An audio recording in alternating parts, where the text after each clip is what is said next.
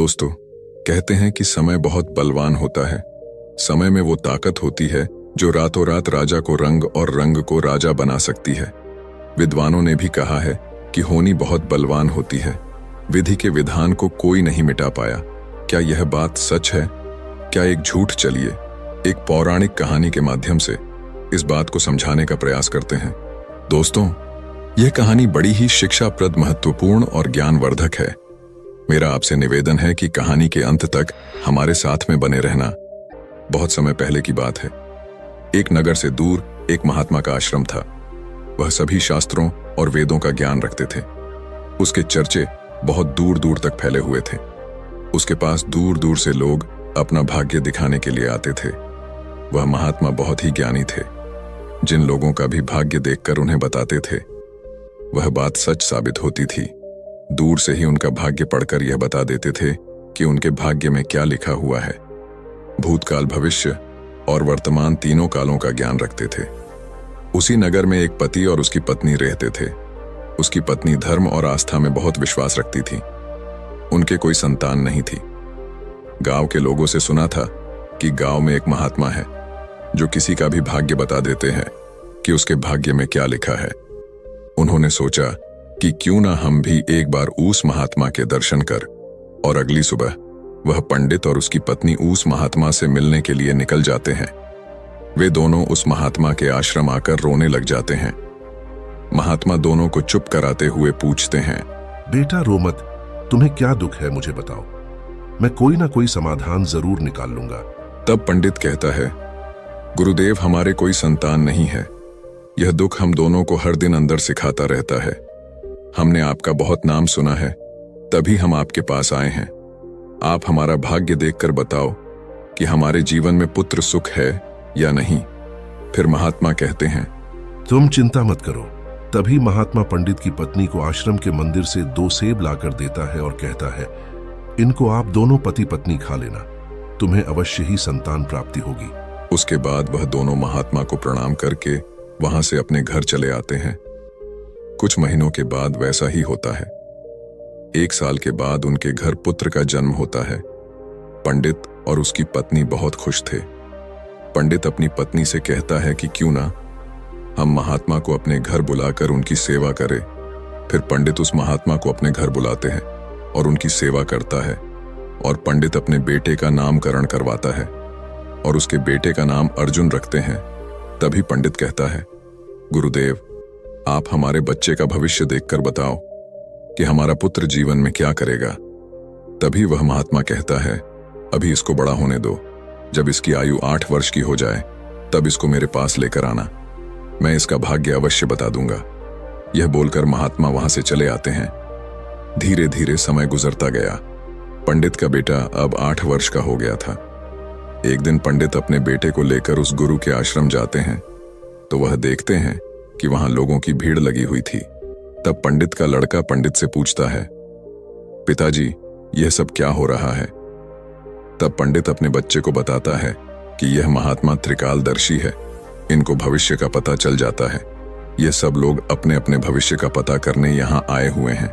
तब वह पंडित का लड़का उन गुरुदेव के पास जाता है और कहता है, गुरुदेव, आप मेरा भी भविष्य देखो ना। उस छोटे बालक की बात सुनकर गुरुदेव पहले तो मना कर देते हैं, लेकिन बाद में बच्चे की जिद पर मान जाते हैं और उससे कहते हैं, बेटा, मैं तुम्हारा भाग्य देखता हूं, तुम मेरे सामने आकर बैठ जाओ। फिर महात्मा उस पंडित पुत्र का भाग्य देखने लगता है। उस महात्मा ने अपने ग्रंथ को खोला और फिर पंडित पुत्र के ललाट को देखा। जब उसने गणना की तो महात्मा ने देखा कि पंडित के पुत्र का विवाह तो एक नीच कुल की कन्या के साथ होना लिखा है। जब उसने यह देखा तो वह सोचने लगा कि अब क्या होगा। यह जाति से उच्च कुल का ब्राह्मण है और इसके पुत्र का विवाह नीच कुल की लड़की से होगा। यदि ऐसा हो गया तो यह कहीं का नहीं रहेगा और किसी को अपना मुंह दिखाने लायक भी नहीं रहेगा। महात्मा यह सब बात उस पंडित को बता देता है। पंडित यह सुनकर कहता है, गुरुदेव, नहीं नहीं, मैं ऐसा नहीं होने दूंगा। जब मैंने भाग्य जान लिया तो मैं भाग्य को बदल दूंगा। जब उस महात्मा ने कुछ और गहराई से उस ग्रंथ को देखा और उसकी गणना की तो उसे पता चला कि उसी गंगा के किनारे कई कोसों दूर एक मछुआरे का परिवार रहता है और उसके परिवार में अब तक 5 पुत्रियों का जन्म हो चुका है। और जो मछुआरे की 5वें नंबर की कन्या है, जिसकी उम्र मात्र 3 साल की है और जिसका नाम उस मछुआरे ने शकुंतला रखा है, पंडित पुत्र का विवाह उस लड़की से होगा, ऐसा उसके पुत्र के भाग्य में लिखा है।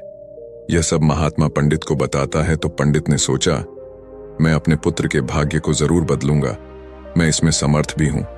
जब मैंने अपने पुत्र के भाग्य को जान ही लिया है तो मैं इसके भाग्य को बदल भी सकता हूं। पंडित कहता है, गुरुदेव, मैं भी आज देखता हूं कि भाग्य बड़ा है या मैं बड़ा हूं।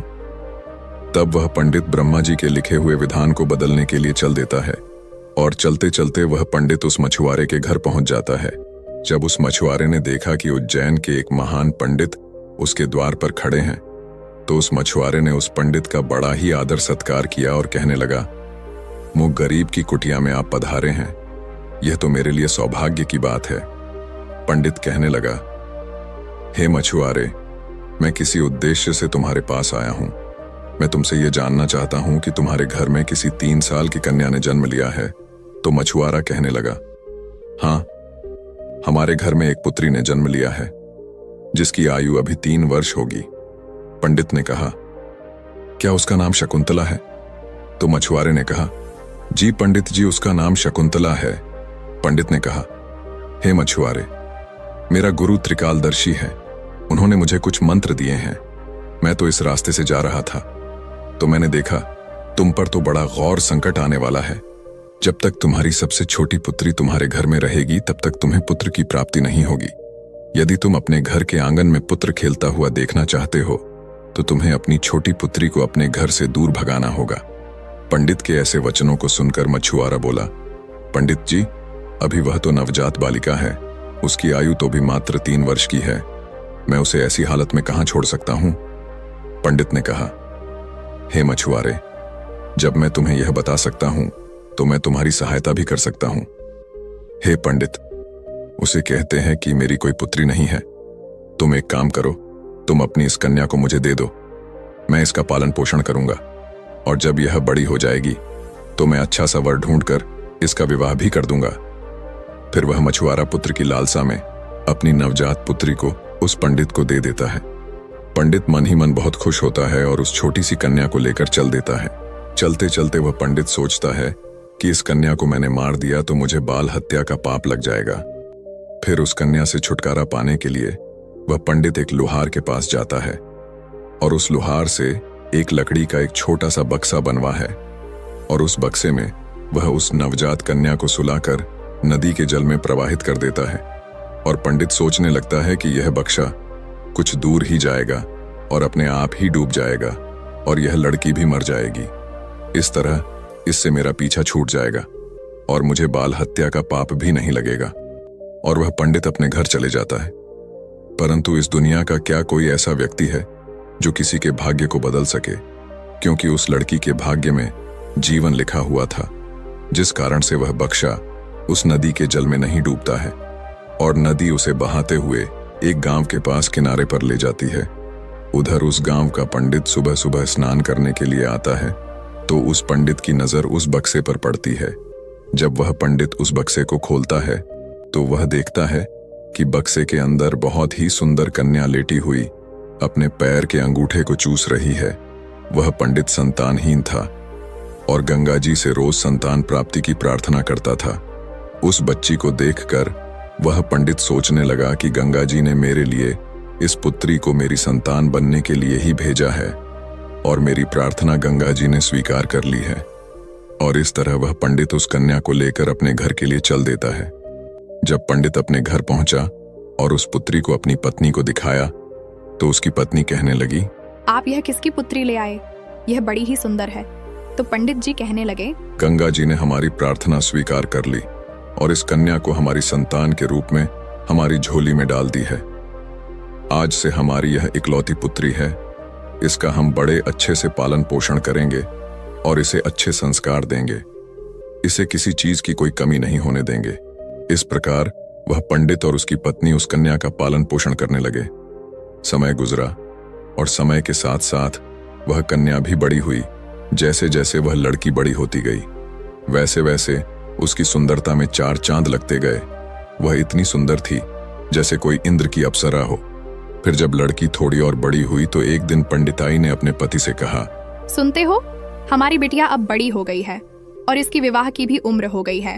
आप कहीं जाकर वर ढूंढकर हमारी बिटिया की शादी कर दो। पत्नी की यह बात सुनकर वह पंडित अपनी इकलौती पुत्री के लिए वर देखने के लिए चल देता है। जब आसपास में उसके लायक कोई वर नहीं मिलता है तो पंडित जी अपनी पुत्री के लिए वर की तलाश करते करते उज्जैन नगरी में पहुंच जाते हैं। वहां जाकर लोगों से पूछते हैं कि यहाँ कोई ऐसा ब्राह्मण परिवार है जिसका कोई पुत्र विवाह के योग्य हो तो बताओ। उज्जैन के लोग उस पंडित के बारे में बताते हैं जिसने उस लड़की को नदी में बहा दिया था। उनका बहुत ही संस्कारी परिवार है और उन पंडित का एक इकलौता पुत्र है और उसकी उम्र भी विवाह के योग्य है। पंडित जी, आपकी बात उन पंडित के पास बन जाए तो आपकी पुत्री बहुत ही सुखी रहेगी। उन लोगों की बात सुनकर पंडित जी उस पंडित के घर अपनी बेटी की शादी करने के लिए चल देता है। जब वह पंडित के घर पहुंचे और उस पंडित से मिले और जब पंडित जी ने अपनी पुत्री की सुंदरता के बारे में बताया और पंडित को अपने आने का मकसद बताया कि मेरी एक पुत्री है और उसका विवाह हम आपके पुत्र के साथ करना चाहते हैं, तो वह पंडित भी बड़ा खुश हुआ कि चलो, मेरे पुत्र के जो भाग्य में लिखा था अब वह बदल गया है और एक ब्राह्मण अपनी पुत्री की शादी के लिए मेरे पास आया है।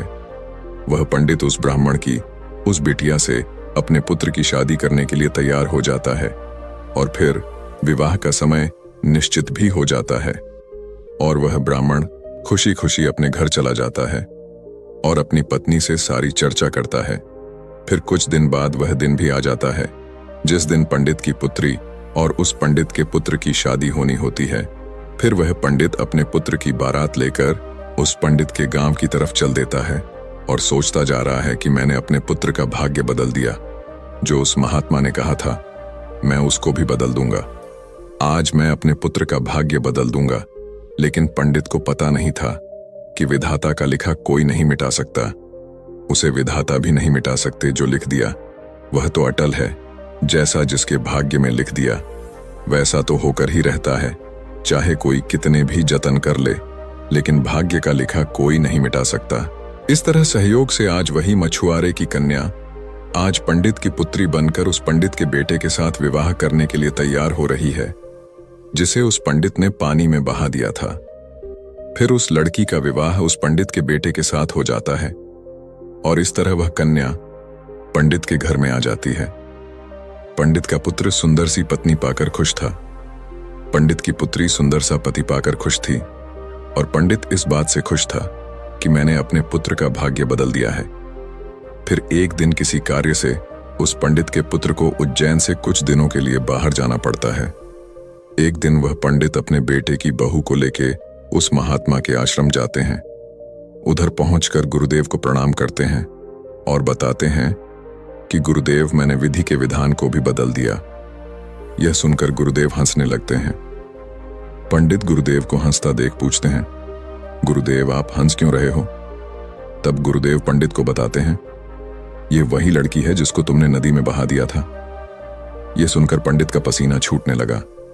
उसने सोचा, यह तो वही मछुआरे की लड़की है जिसे मैंने मरने के लिए नदी में प्रवाहित कर दिया था। फिर ये मेरे घर में मेरी पुत्र वधू बनकर कैसे आ गई? उसने शकुंतला से कहा, पुत्री, तुम अपने पिताजी की इकलौती पुत्री हो ना? तो वह कन्या बोली, जी पिताजी, मेरे असली माता पिता तो बड़े दुष्ट थे। उन्होंने मुझे 3 वर्ष की अवस्था में ही गंगा में प्रवाहित कर दिया था और जो मेरे नए माता पिता हैं, इन्होंने मुझे नया जीवन दान दिया। जिस दिन से मुझे नया जीवन दान मिला है तब से यही मेरे माता पिता हैं।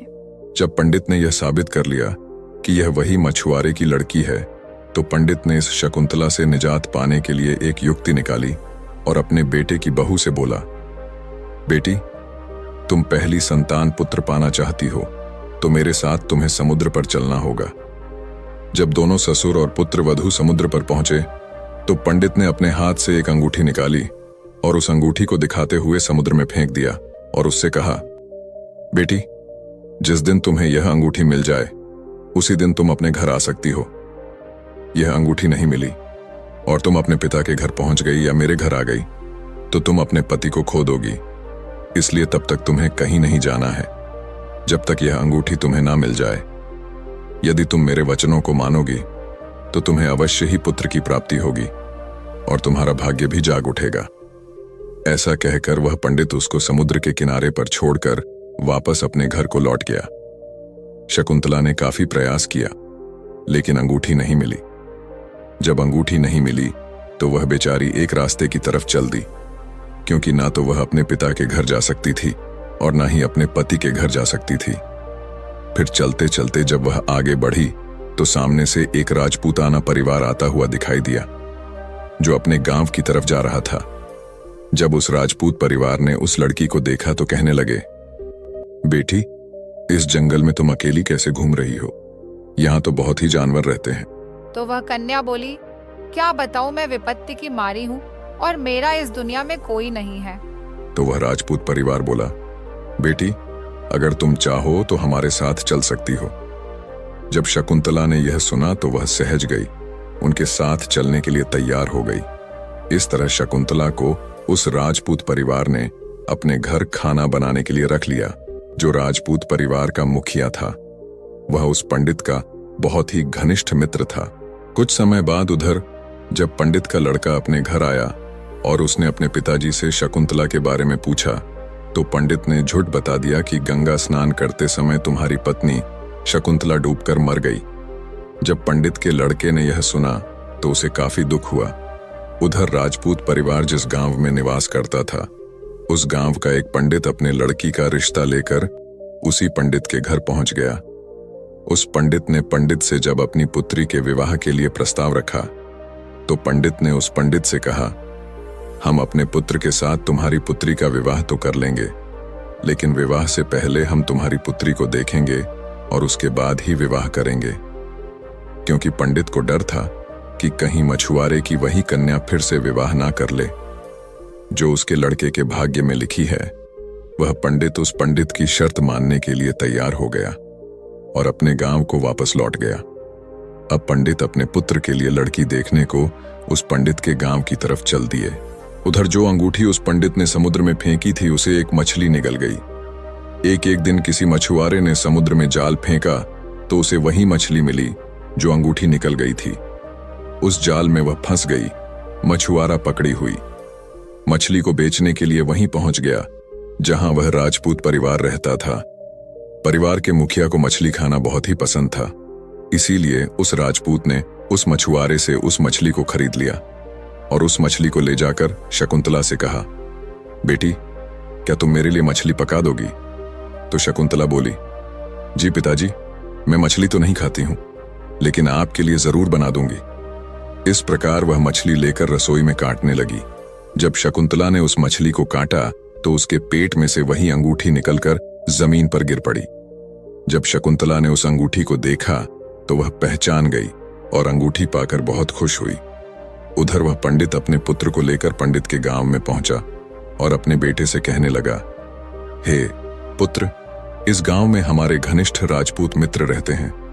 पहले हम उनके पास चलते हैं, उसके बाद हम तुम्हारे लिए लड़की देखने पंडित जी के घर जाएंगे।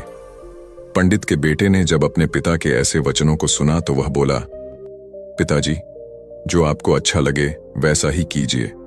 फिर वे दोनों उस राजपूत के घर पहुंचे। राजपूत ने जब अपने मित्र पंडित को आते हुए देखा तो वह भी बहुत खुश हुआ और उनका पहले की भांति आदर सत्कार किया। आदर सत्कार करके उन्हें अपने पास में बिठाया और उसने शकुंतला को आवाज दी, बेटी, हमारे मित्र आए हैं, जरा उनके लिए पानी का इंतजाम करो। जब शकुंतला पानी लेकर आई तो शकुंतला ने पंडित को देखा, पंडित ने शकुंतला को देखा। फिर जब पंडित के लड़के ने शकुंतला को देखा तो वह कहने लगा, पिताजी, आपने मुझसे झूठ क्यों बोला कि शकुंतला मर गई? मेरी पत्नी तो जिंदा है और यह आप जानते हैं, और यह जानते हुए भी आपने मेरा विवाह किसी अन्य लड़की से करने की कैसे सोची? तो वह पंडित दुख ही मन से कहता है, पुत्र, मैं भटक गया था।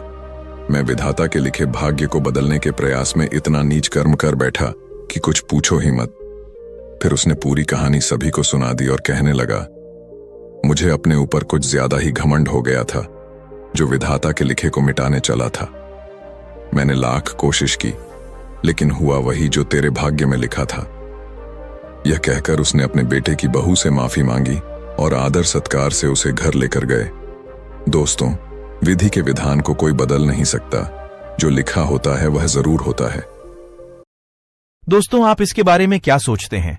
कमेंट में जरूर बताइएगा, और वीडियो अच्छी लगी हो तो वीडियो को लाइक और रोजाना ऐसी वीडियो देखने के लिए हमारे चैनल को सब्सक्राइब जरूर करें। धन्यवाद मित्रों, मिलते हैं अगले वीडियो में।